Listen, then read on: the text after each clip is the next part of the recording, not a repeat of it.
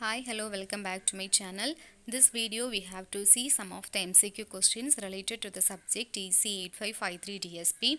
So the content of these videos are there are 4 different types of MCQ questions in DSP. Our first question is padding of 0 increases the frequency resolution. Second one is the cost of the digital processor is cheaper because in what reason. Third one is which units are generally involved in multiply and accumulate. And our final question is designation is a process in which the sampling rate is what. So for this section we have to see these 4 types of questions deeply.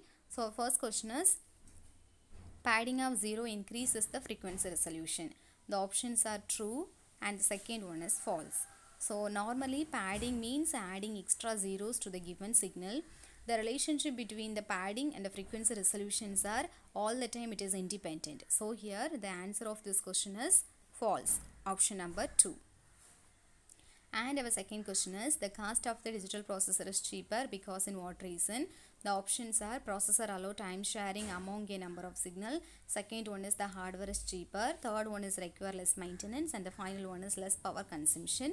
So when compared to other processor, digital processor cost is very low in all the times. So here the final answer of this question is option number 1, processor allow time sharing among a number of signal.